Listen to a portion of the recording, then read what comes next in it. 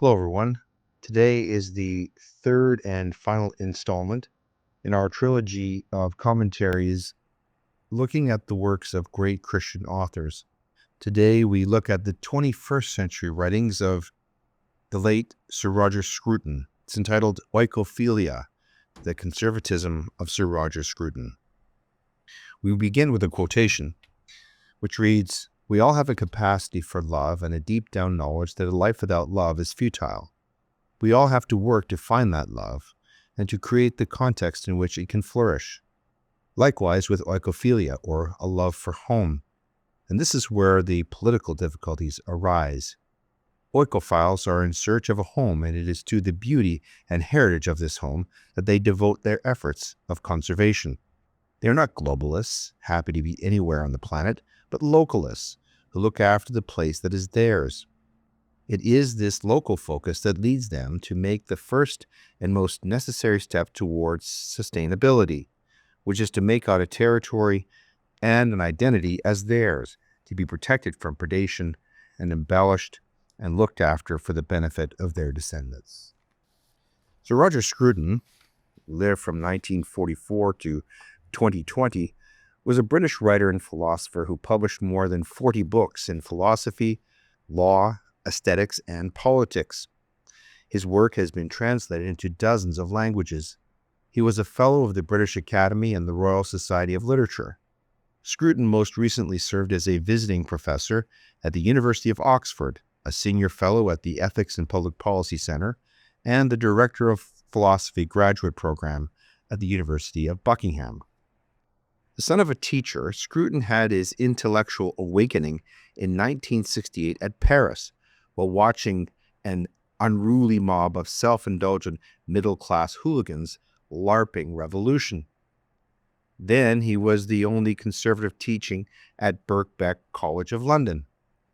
Then his academic career was wrecked when he began the Salisbury Review in the 1980s. Then he marched into the belly of the beast of communist Eastern Europe to teach freedom to, quote, an underground network started by Czech dissident Julius Toman, smuggling in books, organizing lectures, and even awarding degrees, end quote. Then, just prior to Scruton's death, the New Statesman's George Easton had this, quote, right-wing racist and homophobe canceled. Scruton was said to be a gentle soul, but also one with a never-failing courage that we all might hope to emulate. Scruton died of cancer 5 years ago on Sunday, the 12th of January, 2020, just before the entire globe was about to experience something called the COVID-19 pandemic. He was among the most original and perceptive conservative thinkers of our time. Through his many books, articles, posts, and lectures, he worked to defend the ideas of national sovereignty, individual privacy, religious culture, and human liberty. His death was a great loss to conservatism and to the cause of freedom. Among Scruton's best-known books are An Intelligent Person's Guide to Modern Culture, The West and the Rest, and Gentle Regrets, Thoughts from a Life. In these and so many other works, he presented a coherent vision of what life ought to be, a modest endeavor to achieve accommodation with our neighbors and to go about things meaningfully and productively. In Gentle Regrets, he reviews many heartfelt moments in his long struggle on the side of a human and restrained ideal of life. His religious conversion, for example, occurred after years as a, quote, voyeur of holiness, end quote. As a result of contact with true believers, he realized how, quote, faith transfigures everything it touches and raises the world to God, end quote. His understanding of socialism was equally profound. For Scruton, the paradox at the heart of socialism was that, quote, human equality is to be achieved by an elite to whom all is permitted, including the coercion of the rest of us, end quote. In addition to his official online Roger Scruton website, he also maintained another site called Scrutopia, on which he and other contributors carried on a lively discussion of conservative issues. He also held an annual 10-day Scrutopia summer school near his home in the Cotswolds. Online and in his many appearances, Scruton was unfailingly generous to others and receptive to their opinions. His discourse was civil and intelligent, never partisan or confrontational. He believed in gently leading others by way of calm and intelligent argument. He thereby represented the best of what conservatism could be. Scruton was also one of the first to analyze the failings of what we now call globalism. Throughout Europe and Britain, he witnessed the decline of genuine art, architecture, and destruction of life on the human scale as it had once existed in the British village.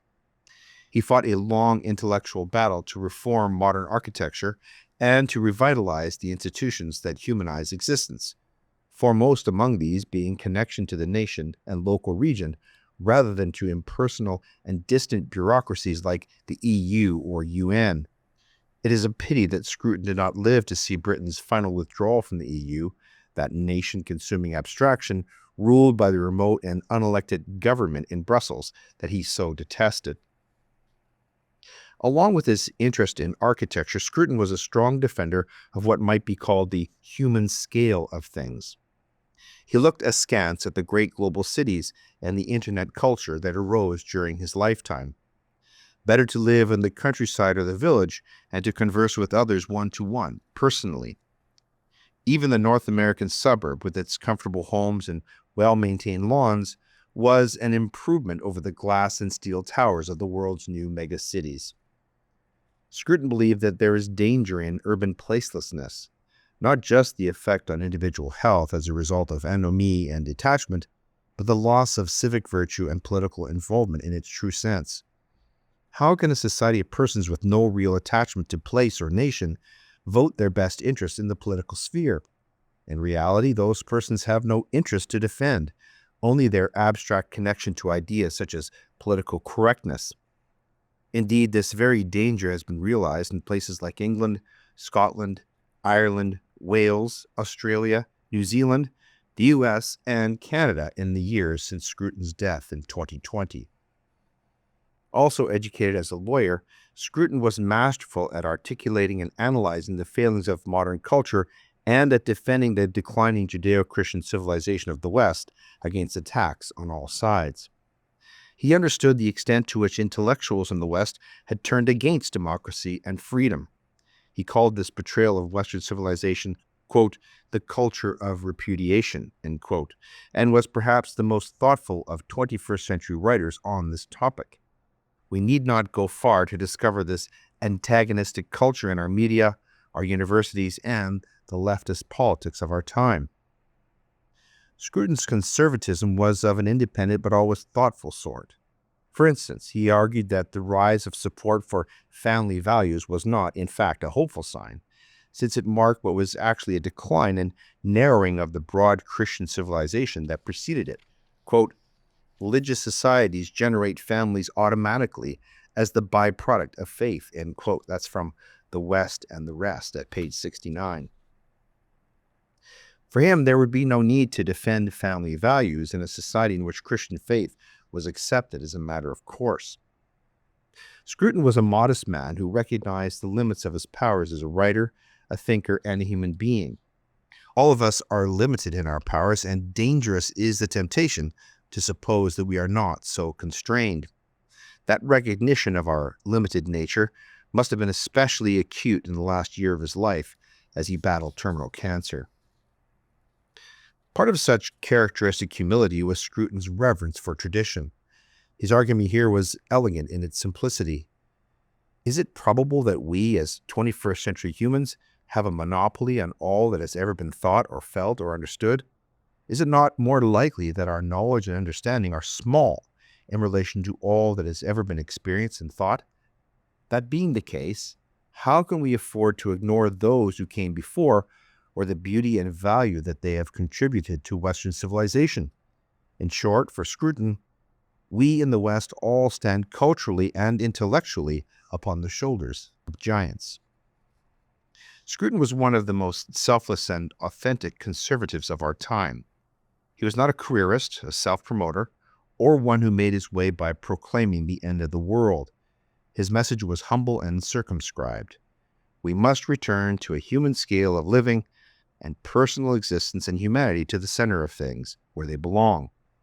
Scruton did much to promote such wisdom, and his voice in defense of human freedom continues to resonate.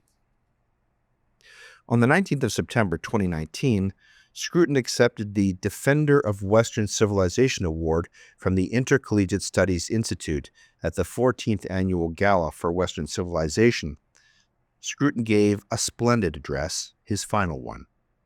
The core message of the speech was that if Western civilization is under attack, this is happening precisely because it is Western. Quote, "The word Western has been taken to be a standard term of abuse by so many people in the world today," end quote. Yet, he explained, Western civilization is not even close to what its detractors claim it is, namely some narrow, small-minded thing called Western. It is instead, quote, "an inheritance, constantly expanding, constantly including new things. It is something which has given us the knowledge of the human heart, which has enabled us to produce not just wonderful economies and the wonderful ways of living in the world that are ours, but also the great works of art, the religions, the systems of law and government, all other things which make it actually possible for us to recognize that we live in this world, insofar as possible, successfully. We are talking about an open, generous, and creative thing called civilization," end quote. These remarks spring to mind upon reading the first pages of Western Suicide, the new book by Federico Rampini, a prominent Italian journalist who lives in the U.S. but holds dual citizenship. If an attack in the heart of Europe caught us unprepared, he argues with reference to the Russian invasion of Ukraine, is because we were engaged in our own cultural disarmament and self-destruction. The dominant ideology spread by elites in universities and in the media requires us to demolish self-esteem and blame ourselves for almost everything that goes wrong in the world. According to this ideological tyranny, Western countries no longer have values to offer the world and new generations. We merely have sins to expiate and lessons to learn. Thus is self-murder of the West. In many of our best universities, it is impossible for non-extremists on issues of sex and gender to have any freedom of speech. The New York Times, in particular, bears heavy responsibility for playing a central role in creation of critical race theory. Putin's aggression on Ukraine, backed by the CCP, Rampini concludes, flows from the fact that the two major autocracies know that we are sabotaging ourselves. Well, this makes perfect sense, does it not? After all, would Putin have dared to attack Ukraine if Trump had won in 2020? And this is not only because of Trump's personal charisma, but mainly due to his philosophy and anti-woke narrative. From this viewpoint, the 2020 change at the White House was a disaster. The woke Biden administration is a luxury the West could not and cannot afford. The subtitle to Rampini's new book is nonetheless as hopeful as the aforesaid Roger Scruton exhortation, quote, "Why it is wrong to erase our values and history," end quote. From this refreshing perspective, the war in Ukraine could prove an opportunity for the West, paving the way to a new self-consciousness and better understanding of our collective past, present, and future. This also begs several other questions that many are afraid to ask, like, if we in the West are so horrible, racist, and bigoted, then why are people not trying to escape? And why are so many migrants crossing our borders illegally? Why are Ukrainians so eager to enter the EU and NATO? The answers to these and other similar questions are to be found in a correct understanding of what the West really is, of its soul, which makes its body live. As Scruton put it, quote, "Whatever we do, we must fight back against this accusation that somehow our civilization is narrow, dogmatic, bigoted, and exclusive. It is not so. Why are we now being forced into a defensive position when it's so obviously the case to anybody who knows anything about it that what we call Western civilization is another name for civilization as such, and for all the achievements of civilization that young people need to know about and impossible to acquire? The problem, it seems to me, extends largely from the invasion of the academic and intellectual world by activist groups who do not take the trouble to learn enough to know what they're up against, but nevertheless define their position in terms of political agendas. I think this invasion of political activism into universities and into the humanities and into all those channels of civilization is one of the great disasters of our age." End quote. What we need to do, he thus concluded, is to, quote, "engage in dialogue, which is what civilization is all about. Try to understand the human condition in all its complexity. And when people try to radicalize and politicize the curriculum and what is taught and thought about in universities, you don't have to go along with this. You can even laugh at them.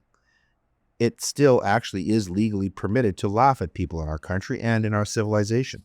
After all, comedy is one of the great gifts of civilization. It's up to you, I think, to exercise it." End quote. What a masterful teaching that is. Roger Scruton spent his life defending conservative values. Formally knighted in 2016, Sir Roger saw the antagonist culture as a rejection of inherited values. This includes gender distinctions, capitalism, patriotism, religious faith, and everyday morality such as honesty and prohibition against theft, adultery, and other evils. Nobody understood antagonism better on a theoretical level than Scruton, who wrote with incredible passion and clarity. Anyone seeking to understand the culture of antagonism need look no further than Scruton's many books, including The Meaning of Conservatism, The Aesthetics of Music, and How to Be a Conservative. And yet even Scruton did not understand the full force of antagonist culture, since he did not live to witness just how destructive it could become. He did not see rules enforced against the use of gendered pronouns and applied to toddlers. He did not see the teaching of CRT and other forms of minority supremacist ideology taking the place of actual learning in schools. He did not see refusal to work on the part of millions and the subsequent collapse of the supply chain. He did not witness mobs swarming luxury stores and hauling off bags of expensive goods. Scruton had profound understanding of the history, nature, and damaging effects of the culture of antagonism, but he cannot have felt or witnessed its destructive nature other than in the vicious bias he faced as a conservative academic. That damage was softened somewhat by the popularity of his books and his resulting fame and fortune. Much like C.S. Lewis before him, Scruton had the last laugh over those small minds in academia. His alliance with Prince Charles in defense of traditional architecture was only one of many contacts that opened up as a result of his principled conservatism. Today, we understand the effects of cultural antagonism as Scruton simply could not have done. The antagonists are now in charge of the Democrat Party in America. They control policy in the Biden administration. They control the Trudeau government in Canada and the Starmer cabinet in Great Britain, as well as the EU.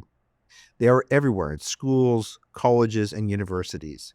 They still control much of the courts and legal thinking in the West, and in all areas they are determined to press their fiery nihilism to its destructive end, inciting a revolutionary crisis intended to sweep away constitutional democracy everywhere in favor of totalitarian rule. Now we see the full destructive force of antagonistic culture. We begin to feel what it is like to live without freedom of speech, association, and other basic rights. We now understand the destructive effects of postmodern gender distinctions, how the teaching of CRT can divide society and turn the young against their own shared history and traditions. We see the breakdown of law and order as gangs of young thugs pillage stores and attack helpless citizens, stripped of police protection by defund the police movements. We see the elderly on their way to church, beaten and killed by those who murder for fun. And to all of this, the Western left, infected by the culture of antagonism, is callously indifferent. But for much of the West, there is no refuge from antagonistic culture. For the left, it is no longer sufficient to allow traditionalists to go our own way and practice our own beliefs. Those beliefs are under savage attack. Our faith and liberty are being stripped away in the process. Even our own children do not belong to us when they are in the classroom. If we own a business, it can and must be taxed away. The West is not exceptional, since all cultures are equal, and so ours deserves to be taken down a notch or three. White people, especially white male heterosexuals, are inherently guilty of racism and privilege. We must at all times pay obeisance, apologize, and make reparations to those who have suffered repression, even though the so-called oppressed have already benefited from affirmative action. If we believe in God, then we must remain silent about it or else be punished with loss of employment, lawsuits, and even imprisonment. It is time to understand how pervasive the antagonist culture is and to oppose it at every point. We can no longer accept the dominance of radical viewpoints in the media, politics, or education. We are conservatives and are inherently free to practice our beliefs in public without interference or questioning. We must speak out against anyone who tries to curtail our liberties, just as Sir Roger Scruton did so eloquently. Finally, let us close this biopic with a brief look at Roger Scruton's faith life. It is said that, much like the better-known Dr. Jordan Peterson, this admirer of Christ never quite became a follower. He threaded his way haphazardly through the borderlands between belief and unbelief, never wholly at ease on either side of that divide. Scruton was gripped by gratitude for the sheer gift of existence, a gratitude he believed most fittingly directed towards God. For Scruton, God did not belong to a set of esoteric positions tacked awkwardly onto more quotidian beliefs, but rather a comprehensive attitude toward reality, a state of mind. If he never fully embraced Christianity, Scruton was far more trenchant in his distaste for philosophy's rejection of religious belief in favor of atheistic materialism. For him, materialism foreclosed the very possibility that we are not primarily objects animated by blind mechanical forces, but rather subjects who bear the imprint of God, at least insofar as we are free and conscious persons accountable for our actions, seized with ecstatic wonder and endowed with the moral awareness to recognize sins against the sacred and our need for redemption from them. The extent that he insisted throughout his life that as persons we always transcend our materiality and that we are therefore beings for whom biological death could not be the final word, Scruton was on the side of the angels. Moreover, the moral stances which flowed from this unwavering commitment to the sanctity of the human person set him at odds with the slow drift of political conservatives away from their historic commitment to social conservatism. Most notably, Scruton refused to abandon his sacramental conception of marriage as an intrinsically heterosexual union, or his view that sex was only ever consecration or desperation, or his insistence that the unlimited expansion of choice trampled underfoot the dignity of the most vulnerable, taking maid, for example. Many years ago, a slightly awestruck Dutch journalist, for Scruton was a prophet without honor only in his own country, pressed him on the seemingly futile transience of human life. Scruton replied that, quote, "We have two choices. One is to go towards our end, accepting it. The other is to be dragged kicking and screaming towards it, but it's the same outcome. The only thing we have the freedom to do is achieve the serenity beforehand." End quote. We pray that Sir Roger Scruton did finally achieve such serenity in the twilight of his life. Those of us transformed by the dizzying array of vistas his writings opened up may never adjust to a world now bereft of his erudition, courage, piety, and humor. That Scruton was never morose about mortality, even in his final months, is testimony to a life lived in fervent pursuit of beauty, truth, and goodness, all facets of a singly transcendent reality immune to death and decay. We close with a quotation from Sir Roger Scruton, which reads, "Good things are easily destroyed, but not easily created."